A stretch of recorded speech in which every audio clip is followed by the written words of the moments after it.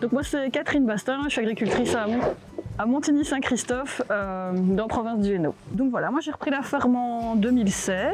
Je suis en association avec mes parents, donc depuis 8 ans maintenant. Je suis la 3e génération sur la ferme. On est vraiment une ferme d'élevage. On traite une centaine de vaches. On a une majorité de prairies et aussi un peu de culture. Donc on a un troupeau de 100% bleu mixte. Donc c'est donc une race locale menacée. Toutes les vaches ici, elles sont inscrites au livre généalogique. On participe activement au programme de préservation et de sélection de la race. Donc les spécificités de la race bleu mixte, donc mixte parce que elle produit à la fois du lait et de la viande. La particularité aussi, c'est que c'est une race rustique qui est bien adaptée au pâturage, qui était en fait la race omniprésente dans ces années-là, dans les années 50. Et c'est vraiment avec la spécialisation, on va dire, des troupeaux, des gens qui sont plus orientés lait ou viande, que les races à double fin n'avaient plus tellement leur place dans ce schéma-là. Mais au sein de la ferme, on l'a toujours gardée parce qu'on a trouvé qu'elle était vraiment bien adaptée au système, quoi, au pâturage, à notre manière de fonctionner.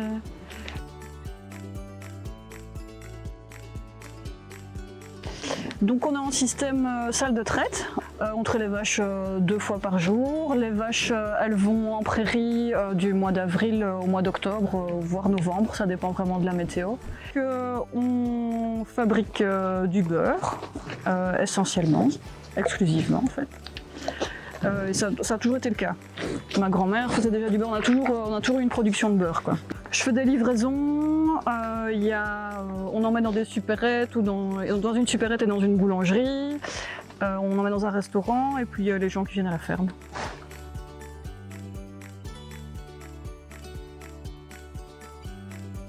Donc le système de contrôle laitier, nous on est en système A6, donc on a un technicien, enfin une technicienne en l'occurrence, qui vient toutes les 6 semaines. Elle fait 2 traites consécutives, la traite du matin, la traite du soir. Donc elle note toutes les productions de chaque vache et elle prend un échantillon de lait sur lequel sera analysé matière grasse, protéines, score cellulaire, urée, plus toute une série de nouveaux paramètres. Comme tout ce qui est lié à la cétonémie ou à la qualité du lait pour la transformation. Que les résultats, on les reçoit par mail en version papier. Elles sont aussi, moi je les consulte davantage sur l'application la Wesmart. On a vraiment, je pense, des indicateurs, des informations de qualité, plein de choses à faire avec, mais ça manque peut-être un peu de marketing pour vraiment bien vendre le truc, quoi.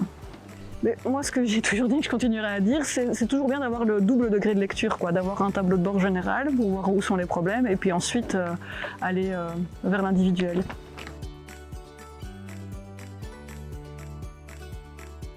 Vraiment, le défi cette année, et ça l'est de plus en plus, c'est faire face aux aléas climatiques, vraiment pouvoir gérer en fonction de la météo.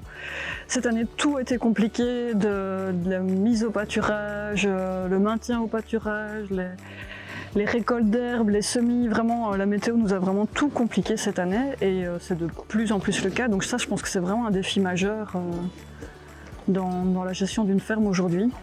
Mais je pense que plus personne ne peut nier qu'on est impacté par le changement climatique et qu'il y a un changement climatique. La relation avec le grand public, il y a de tout en fait.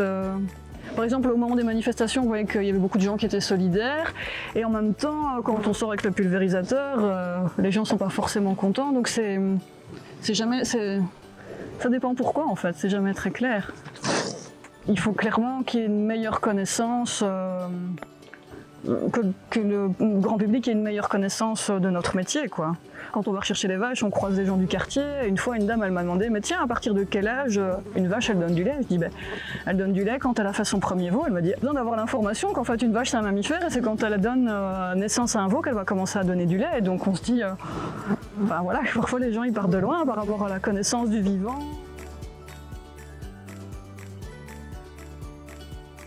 L'intérêt de ce genre d'outils et du projet, je pense que c'est à la fois de faire des outils qui sont utiles pour les éleveurs dans la gestion du troupeau, etc., mais aussi des outils qui nous permettent de communiquer par rapport à nos pratiques. Donc voilà, elles vont... je suis enfermée. Et la grosse, et là, et là, et là, et là, et là. Tout doux, tout doux, tout doux, tout doux, tout doux.